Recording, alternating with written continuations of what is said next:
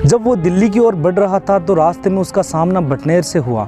उस वक्त बटनेर के राजा थे दुल्हे चंद। तैमूर की सेना के आगे उसकी सेना बहुत छोटी थी, लेकिन फिर भी उन्होंने हार नहीं मानी। हार मानने के बजाय उन्होंने केसरिया किया।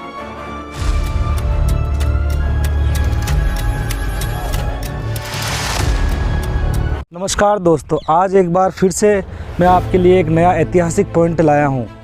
दोस्तों, वीडियो शुरू होने से पहले अगर आपने हमारे चैनल को सब्सक्राइब नहीं किया है तो सब्सक्राइब करके दोस्तों बेल आइकन प्रेस कर दीजिए। और दोस्तों, आने वाली ऐसी ऐतिहासिक वीडियो, हेरिटेज वीडियो आपके पास फटाफट से आती रहेगी।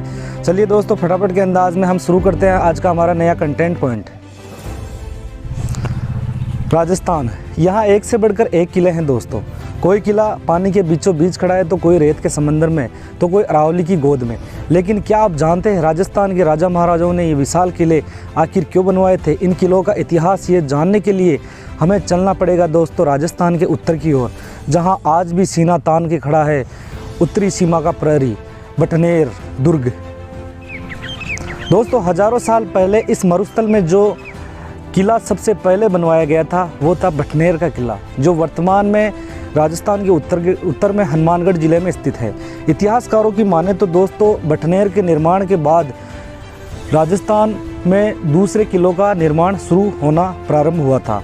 यही कारण है कि किलों की इतिहास की जानकारी जानने के लिए हमें आज के हनुमानगढ़ जिले में चलना पड़ेगा और बटनेर दुर्ग को देखना पड़ेगा। दोस्तों, बटनेर दुर्ग दिल्ली से करीब 350 किलोमीटर दूर राजस्थान के उत्तर में बसा है।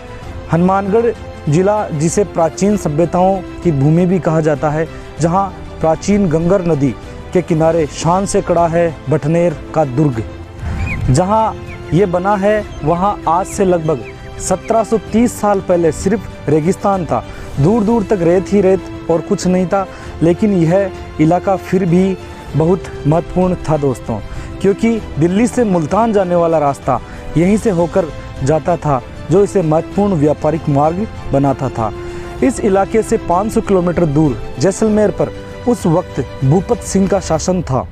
राजा भूपत सिंह यदुवंशी भाटी थे, जो माना जाता है भगवान श्री कृष्ण के 90वें वंशज थे। उस दौर में करौली और जैसलमेर राजपूताना की इन दोनों रियासतों में दोस्तों यदुवंशी भाटियों का शासन था। एक दिन राजा भूपत सिंह को ये विचार आया, क्यों न दिल्ली से मुल्तान जाने वाले रास्ते पर एक विशाल किला बनवा दिया जाए। दोस्तों, चाणक्य ने भी अपने ग्रंथों में लिखा था कि राजा को अपनी सुरक्षा के लिए दुर्गों का निर्माण करवाना आवश्यक है, लेकिन उस दौर में पूरे भारतवर्ष में बहुत कम किलों का निर्माण हुआ था। राजस्थान में उस वक्त रजवाड़ों और रियासतों न के बराबर थी। उस वक्त बटनेर के पास केवल बठिंडा में ही एक किला था। कुछ इतिहासकार बताते हैं वो किला 198 ईस्वी में बनवाया गया था। बटनेर दुर्ग का निर्माण राजा भूपत सिंह ने 298 ईस्वी में शुरू करवाया, लेकिन इस बियाबान रेगिस्तान में थार की रेत और गंगा नदी का पानी ही था। उस समय हर किसी को इस किले का निर्माण असंभव सा लग रहा था। इसलिए राजा भूपत ने किले की निर्माण की बागडोर अपने वास्तुकार ककैया को सौंपी। लेकिन ये काम इतना आसान नहीं था, लेकिन ककैया भी एक कुशल वास्तुकार था। उन्होंने गंगा नदी का पानी इस्तेमाल किया और मरुस्थल की वही रेत की छोटी छोटी ईंटें बनवाई। हजारों ऊँटों, जानवरों और मजदूरों ने मिट्टी ढोने का कार्य किया और कुछ सालों की मेहनत के बाद बिना चूने और सीमेंट, सिर्फ मिट्टी और पानी से एक बेहतर विशाल दुर्ग का निर्माण हुआ और एक बेहतर किला बनके तैयार हुआ। 52 बीघा में फैले इस दुर्ग के 52 बुर्ज बनवाए गए थे दोस्तों उस समय, जो दुश्मन की निगरानी रखने के लिए काफ़ी थे। चारों तरफ रेगिस्तान के बीचों बीच बटनेर का ये किला ऐसे खड़ा था मानो जमीन का जेवर खड़ा हो। ये किला भाटियों की शान की कहानी बताता है, इसीलिए इसे भाटियों की मरोड़ भी कहा जाता है और उत्तरी सीमा का प्रहरी भी कहा जाता है। भाटी शासकों के कारण इसका नाम दिया गया था बटनेर दुर्ग। कुछ इतिहासकारों की माने तो दोस्तों बटनेर के अंदर कुछ ऐसी सुरंगें भी बनवाई गई जो पंजाब के बठिंडा और हरियाणा के सिरसा तक जाती थी। कई इतिहासकार मानते हैं कि भूपत सिंह के बेटे अभयराव भाटी ने ये किला बनवाया था।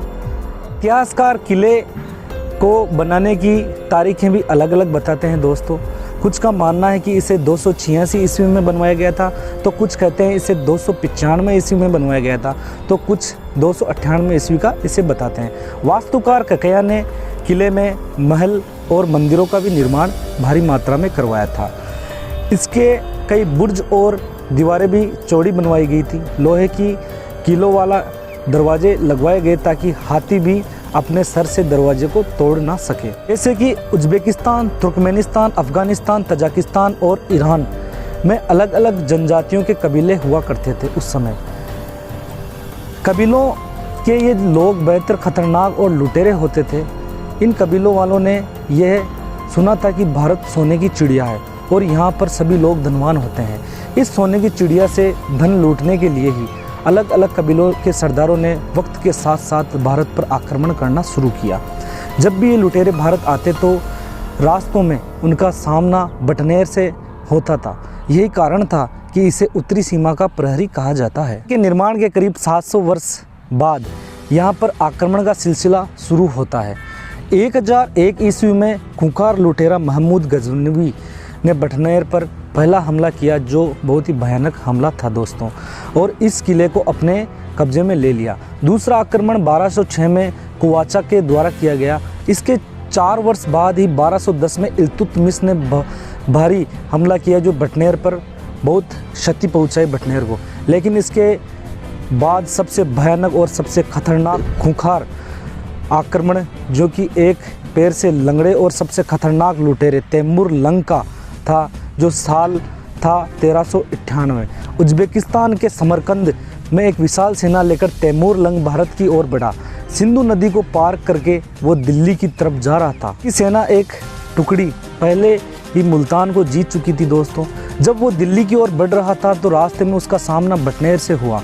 उस वक्त बटनेर के राजा थे दुल्हे चंद। तैमूर की सेना के आगे उसकी सेना बहुत छोटी थी, लेकिन फिर भी उन्होंने हार नहीं मानी। हार मानने के बजाय उन्होंने केसरिया किया।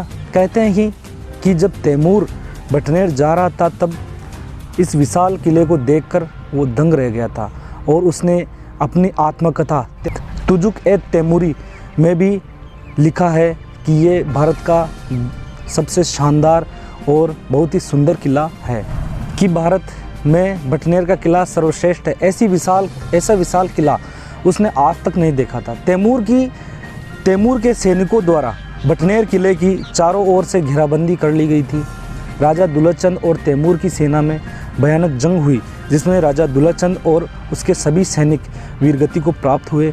वही दुर्ग की रानियों ने जलती ज्वाला में जौहर कर लिया, और ये पहला ऐसा जौहर था दोस्तों जो हिंदू रानियों के साथ साथ मुस्लिम रानियों ने भी अग्नि स्नान की थी। जीत के बाद तैमूर ने बटनेर को जमकर लूटा हुआ है, बहुत भयानक तबाही मचाई, और वहाँ पर जितने भी महल थे, किले के अंदर जितने भी बिल्डिंग्स थे, सबको तोड़ डाला, और वहाँ पे उसके साक्ष्य आज भी हमारे को देखने को मिलते हैं दोस्तों। तैमूर के बाद 1534 में कामरान और 1570 में अकबर द्वारा बटनेर दुर्ग पर बहुत ही भयानक आक्रमण किए गए थे। बटनेर दुर्ग ने सबसे ज़्यादा विदेशी आक्रमण झेले हैं। ये किला पहाड़ी पर न होकर दोस्तों समस्त मरुस्थल ज़मीन पर था, इसलिए इसे जीतना आसान था। यही वजह रही थी बटनेर के बाद जितने भी किलों का निर्माण किया गया था उन्हें पहाड़ियों पर या फिर जंगलों में या पानी के बीचों बीच बनवाया गया था, ताकि किलों को जीतने के लिए आसानी ना हो और शत्रु सेना ना पहुंच पाए। अगर और बात करें बटनेर की, तो सम्राट पृथ्वीराज से लेकर अकबर तक वक्त के साथ साथ बटनेर पर शासक भी बदलते रहे हैं, लेकिन आखिर में बटनेर को जीत लिया बीकानेर के महाराजा सूरज सिंह ने। साल था दोस्तों 1805। उस समय बीकानेर की गद्दी पर महाराजा सूरज सिंह का शासन था। वे अपने साम्राज्य का विस्तार पंजाब तक करना चाहते थे, इसलिए उन्होंने बटनेर पर आक्रमण कर दिया। सूरज सिंह की सेना और जाफरा खां की सेना में भयानक युद्ध हुआ, और इस युद्ध में महाराजा सूरज सिंह फतेह हुए। कहते हैं कि महाराजा सूरज सिंह ने भी जंग जीती। उस दिन मंगलवार का दिन था, मंगलवार भगवान हनुमान जी का वार माना जाता है। इस फतेह को महाराजा सूरज सिंह ने बजरंगबली की कृपा मानी और नाम रख दिया बटनेर दुर्ग का हनुमानगढ़ दुर्ग। बाद में यह शहर बन गया हनुमानगढ़ शहर, जो आज ज़िले के नाम से जाना जाता है, हनुमानगढ़ ज़िला। लेकिन इस किले का नाम बटनेर ही रहा।